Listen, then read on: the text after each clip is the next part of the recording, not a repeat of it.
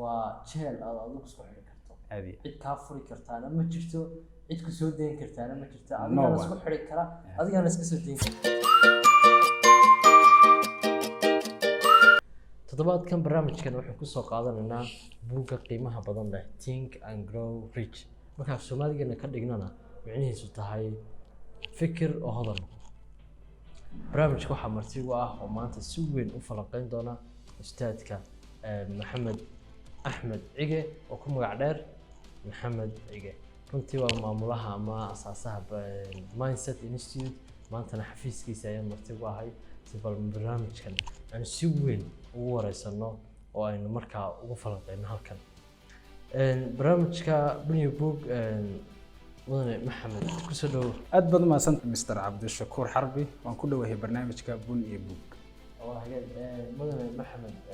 Cige waxaan doonayaa badii yar baad markaa oo kuma Maxamed intiina barnaamijkan Bunny Book ugu gudbin maxamed cige waa mid ka mid ah makhluuqaadka uu Ilaahay uumay kooda ugu sharafta badan leh walaqad karamna bani aadam magacaygu waa Maxamed Cige waxaanan ahay the director ama agaasimaha guud iyo asaasaha ee macahadka Mindset Institute ee lagu horumariyo hab fikirka togan iyo shakhsiyadda lagulana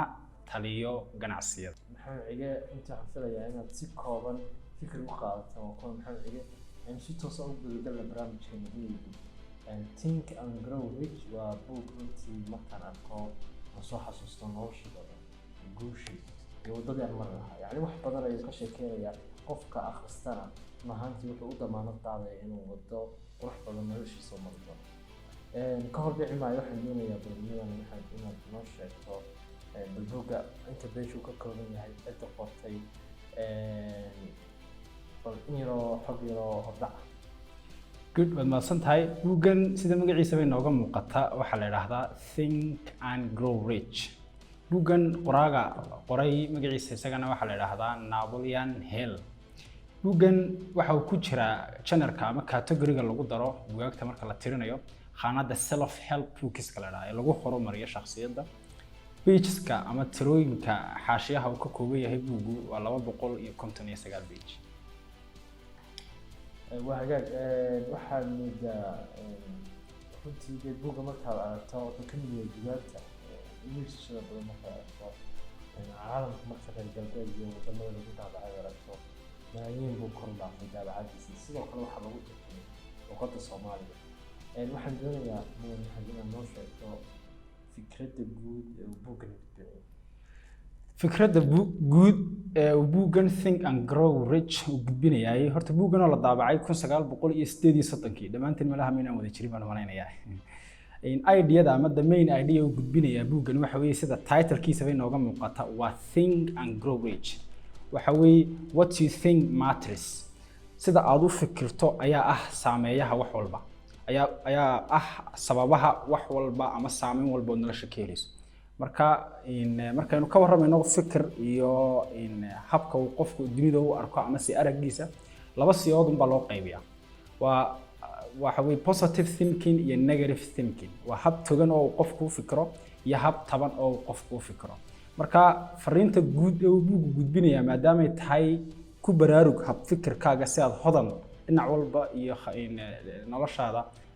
side walba oo kamid ah aad hodan u noqoto laba siyood bay u kala baxaysaa inaad mar walba ka fikirto sida ay wax u halaabi karaan ama inaad mar walba ka fikirto sida ay wax kugu hagaagi karaan marka fariinta guud ee uu buuggu gudbinayay waxa weeye the way you think sax qaabkaad u fikirayso toosi oo ka dhig mid adiga ku adeegaysa bal sax ka dhigin mid adiga ka adeeganaysa macnaha qaabkaad u fikirayso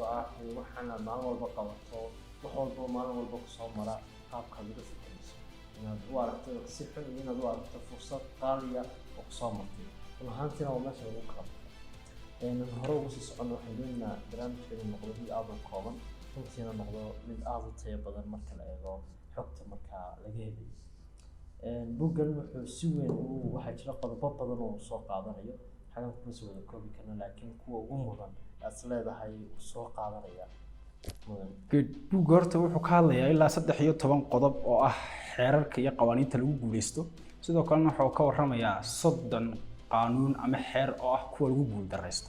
marka waxaas oo dhan maadaama aynaan hadda haynin waqtigii aynu ku falanqeyn lahayn waxaanu isla eegaynaa 2 ilaa 3 qodob oo kamid ah kuwa ugu tayada badan qodobada buugku ka hadlay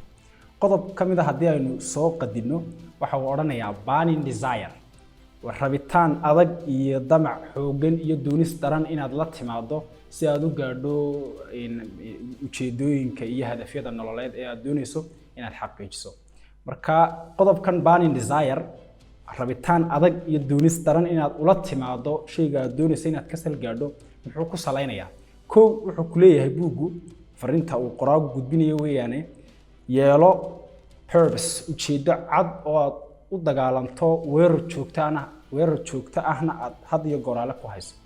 markaad ujeedada la timaado waxa uu buuggu ku leeyahay ujeedadan aad doonayso nolosha inaad ka gaadho maxay tahay dheefta iyo manfaca laga helayo adiga iyo dadka marka ay noloshaadu saameyntahay ku leedahay in return buuggan ujeedadaada maxaa laga helaya 2 3 ujeedada aad tiri waan rabaa ee la rabo inaad damac iyo doonista adag u qaado ee aad tiri dheeftaas iyo wanaagaas baa laga helaya marka la gaadho specify date goorta aad gaadhaysa xaqiiji oo caddee oo waxaad tiraahdaa maalin hebla iyo sanad hebel baan soo gabagabeynaya yacni si aad uga baxdo baahsanaanta iyo dhabaqa waa inaad u yeelato oo waqtigaagu u koobnaado oo ugu soo ururon sida aad u gaari lahayd ujeedadaada ayaa uu buuggu ku leeyahay samayso waqti dhammaad leh oo cayiman oo deadline ah oo aad rabto ujeedadaada inaad gaadho sidoo kale wuxuu ku leeyahay buuggu isla qodobkan uu ka sii hadlayaa waxaad samaysataa qorshe cad waliba cad oo kaliya ma aha qoran inuu waxaad ku hawlgelayso maalin walba uu noqdo wax ku cad oo qoran si aad u ogaato waxyaalaha ku qabsoomay sidoo kale si aad u ogaato waxyaalaha ku qorshaysan iyo waxyaalaha ka qabiyoobay intaba marka qorshe cad oo qoran oo aad ujeedadaada ku baxsanaysa yeelo inta markaad sameysay buu ku leeyahay 4 qodob waxaad ka samaysaa hal statement ama word kaliya ku soo koob wordda kaliya ta waxaad tiraahdaa adigoo hal kelmad ku soo ururinayo si kooban u fahmi karto waxa aad doonayso goorta aad doonayso inaad xaqiijiso dheefta laga helayo waxa aad doonayso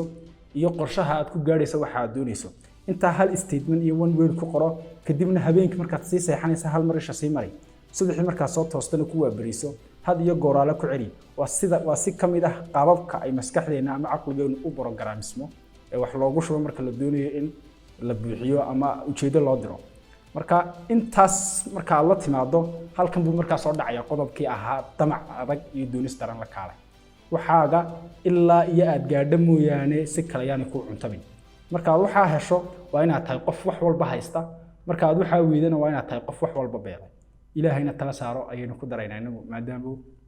qoraaga buuggu aanu aaminsanayn rabbi هذا ما سيستم روحانتي واحد من الدعاني وستدعي بسكعي أنا ما شاء الله كنت واحد كستر دوني سنة كان مستقبل كان وأنا أقول نقطة وقف يعني إجرا يعني كنت مخو سيحانا يوم وسيحانا يا صار مني وقت يا دب يقول لي سوي بالنسبة لهاو شغلة بسيطة يعني هو بارين ديزاير ويعني طمع عرض الوشي أنا هرو بس أنا مثلاً قضبة خلاص لا هاي أنا كسر حنا قضبة وقت يعني أدي وبوكو كهوى حديثنا أديات ما دام aynan ka wada warrami karin qodobada dhameyska tiran ee buuggu soo tabinayo hadda maadaama oo aynu sheegnay qodob ku anfacayo oo ku dhaweynayo guushaada buuggu sidoo kale waxa uu sheegayaa qodob aad u faahfaahsan balse isagoo kooban hadda aynu soo gudbinayn qodobkaas oo ku sheegayo maadaama sida lagu guuleysto hadda ku sheegay uu ku leeyahay kana waa lagu guul dareystaa iska reeb waxa jira buuggan tilmaamaya inay jiraan darbiyo adag oo xadiid ka samaysan kuwaas oo qofka u diidan inuu hore u siqo oo guulo la taaban karo u gaaro caqabadahaas iyo darbiyada qofka xajinaya waxa koow ka ah buuggu leeyahay the fear of poverty qofku inuu ka cabsanayo faqrinimada iyo saboolnimada hadduu qofku damco inuu guul gaaro oo ujeedo xariiqdo waxa imanaysa cabsi ah inuu bilo haddii aad hawshan u hawlgasho hirgelinteeda ay cayd iyo saboolnimo kugu dhacdaa bilo shaqada laga yeeriyo haddaad tirado riyadaada ka shaqee bilo dhaqaaluhu kugu yaraadaa bilow reerkii aad magaranaysaay aad masruufkii iyo biilkii u weydaa bilow waa cabsi qofku ka cabsanayo faqri iyo saboolnimo iyo caydnimo inay ku habsato darbiyada kale ee buugga ka sheekeynaya iyadana waxa kamid ah hadaynu si kooban soo sheegno aynu u soo ururino ka aynu solutionkiisa iyo xalkiisa horta sheegnay ha ka cabsan faqriga because of marka 3 bilood ku dhex jirta caloosha hooyada Ilaahay qorayba oo reeday risqiga marka sabab aad uga cabsotaaba saboolnimo iyo faqri ma jirto cabsida labaad ama darbiyada dadka xajinaya ee ku dabran ee u diidan horumarka wuxuu ku sheegaya sidoo kale in the fear of criticism qofka ka baqaya in la dhaliilo oo bulshadu ay ka soo horjeesto waxaan uu ka shaqeynayo marka you can awooda malihi marka ha ka cabsanin in lagugu dhaliilo shaqadan aad ka shaqeynayso sidii oo saalaha hadayna soo qaadano waxa kamid ah qofku in uu ka cabsado in la yiraahdo waa kii ka shaqeynayay wixii hortiijada ku habsaamay waa kii hadalka iibinayay aad iyo aad marka u diyaar garow inaad dhaliilaha iyo eedeymaha bulshadaada kaaga imanaya inaad dhabar adeegeedii iyo dulqaadkeedii la timaado marka waa mid ka mid ah darbiyada iyo cabsiyaha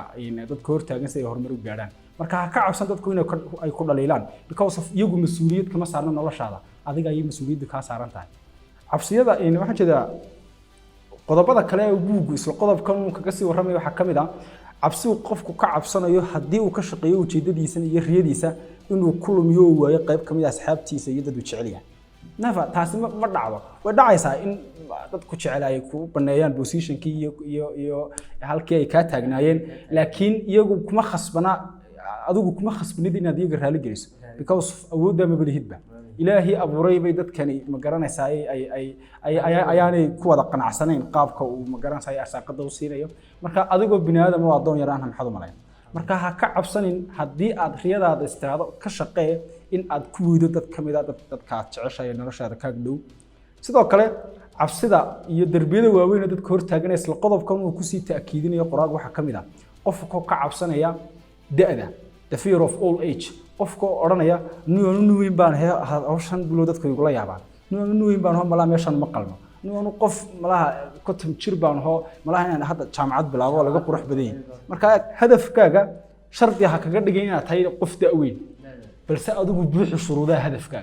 hadafkaaga wuxuu ku yiri rumee da'da doontid ahaw adigu rumee buuxi shuruudihiisa saxo waqtiyada ku raada saxo akhri waxyaalaha uu ku raada akhri ka fogow dadka uu ku raada ka fogow sameeyna qodob kasta oo ku diro iyo laylis kasta iyo mas'ala kasta oo ku diro oo raadi xalkeeda marka qodobadaas baan u malayn karaa kuwa ugu tayada badan hadda marka si guud loo eego fear waxa loo yaqaan ama cabsida waa jeel aad adigu soo xiri karto cid ka furi kartaana ma jirto cid ku soo deyn kartaana ma jirto adiga la isku xiri kara adiga la iska soo deyn furaha daadaba haystaba adiga hoos iska soo xiri iga fura marka weligaas ilaa inaad ka cabsato noloshaada ku leeyahay laakiin hadafkaaga mar walba ku korsano sidaad intaynan ka bixin barnaamijkeena Bunny Book maxaa wax ka mid ah ku darsan lahayd Bunny Book barnaamijka maasha Allah aad baad horta ugu mahadsantihiin weelaynta warkayga barnaamijkan Bunny Book oo hindiseeda lahaa walaalkay Mr. Cabdishakuur Xarbi oo horta runtii waa barnaamij aad iyo aad u tayo badan marka faallada kaliya aan ka dhiibanaya waxay tahay waxa uu fursad ku siinayaa buug dhan oo ka kooban 300 oo page sida kan oo kala oo aad ku lumin lahayd maalmo week iyo waqti dheer inaad ku hesho xogtiisa kooban daqiiqadahan yar kooban hadda aad ku heshay think and grow rich oo kale marka barnaamijkan Bunny Book waa barnaamij aad iyo aad u tayo badan waxaan ku rajeynayaa adiguna inaad mar uun ka soo dhex muuqan doontid barnaamijkan dhexdiisa aad badan siisaay waxaad ku daawan kartaa barnaamijkan adigoo wax cunaya adigoo si seexan raba iyo adigoo bas saaran ama adigoo gaarigaaga iska wata micnaheedu waxay tahay waa muuqaal kuu soo koobaya buug dhan oo waqti badan yacni aad ku qaadan lahayd adigoo wax badan ka fahamsan aad bilaabayso akhrintiisa waan ku dhiirigelinaa mar walba wax akhrista waayo waxa ugu weyn oo qof horumar ku gaari karo barnaamijkeena Bunny Book intaas ayaan ku dhaafaynaa intaan ku kulmi doono barnaamijkan waxaan leeyahay assalaamu calaykum waraxmatullaahi wa barakaatuh thank you very kindly aad baad mahadsantihiin